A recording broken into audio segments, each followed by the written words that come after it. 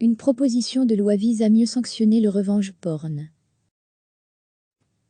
Archive, journal télévisé 21 juin 2015, le revenge porn sera-t-il bientôt sanctionné?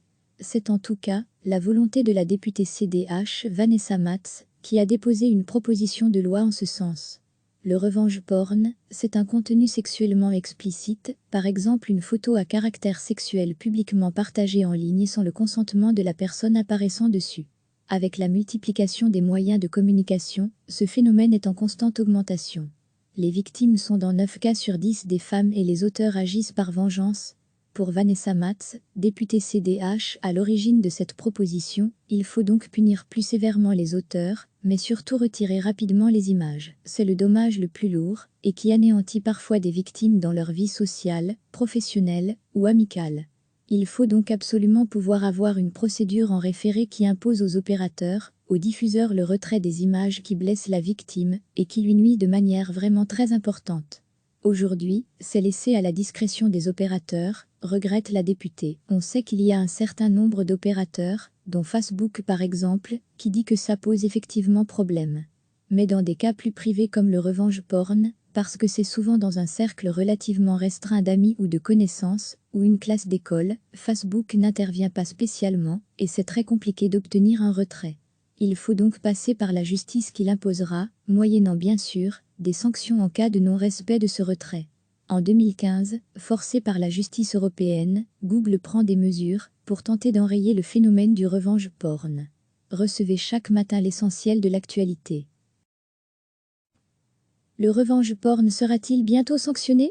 C'est en tout cas la volonté de la députée CDH Vanessa Matz, qui a déposé une proposition de loi en ce sens. Le revenge porn, c'est un contenu sexuellement explicite, par exemple une photo à caractère sexuel publiquement partagée en ligne sans le consentement de la personne apparaissant dessus. Avec la multiplication des moyens de communication, ce phénomène est en constante augmentation. Les victimes sont dans 9 cas sur 10 des femmes et les auteurs agissent par vengeance. Pour Vanessa Matz, députée CDH à l'origine de cette proposition, il faut donc punir plus sévèrement les auteurs, mais surtout retirer rapidement les images. C'est le dommage le plus lourd, et qui anéantit parfois des victimes dans leur vie sociale, professionnelle ou amicale. Il faut donc absolument pouvoir avoir une procédure en référé qui impose aux opérateurs, aux diffuseurs le retrait des images qui blessent la victime et qui lui nuisent de manière vraiment très importante.